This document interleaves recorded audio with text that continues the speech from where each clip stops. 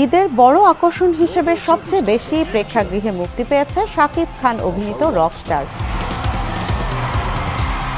Ajman Basu পরিচালিত এই সিনেমাটি সিঙ্গেল স্ক্রিন ও মাল্টিপ্লেক্স মিলিয়ে ১০৫টি প্রেক্ষাগৃহে চলছে।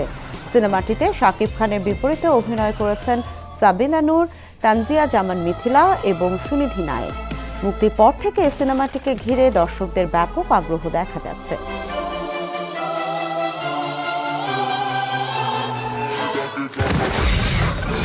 সারা দেশের মানুষ। দ্বিতীয় সর্বোচ্চ প্রেক্ষাগৃহে মুক্তি পেয়েছে মালিক। এতে অভিনয় করেছেন আরিফিন শুভ এবং বিদ্যা সিনহা নূর। সাইফ চন্দন পরিচালিত এই সিনেমাটি ৩২টি প্রেক্ষাগৃহে চলছে। অ্যাকশন ও আবেগের মিশ্রণে নির্মিত ছবিটি তরুণ দর্শকদের মধ্যে সাড়া ফেলেছে।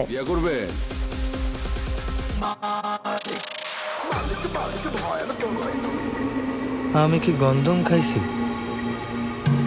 তোমার মনে কি হচ্ছে?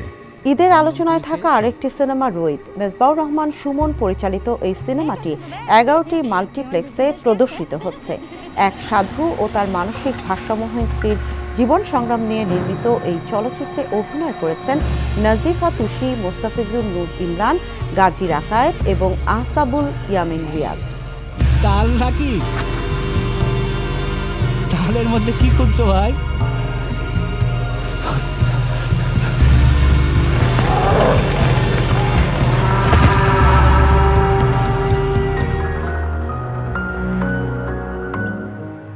সাহিত্য নির্ভর সিনেমা বনলতা সেনও ঈদে মুক্তি পেয়েছে।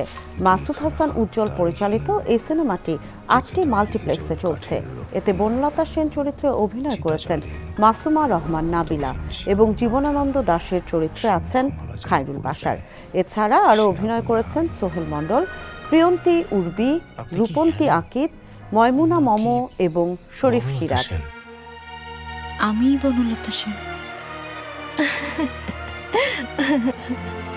আমি বনলতা, নামটাও মনে আছে দেখছি।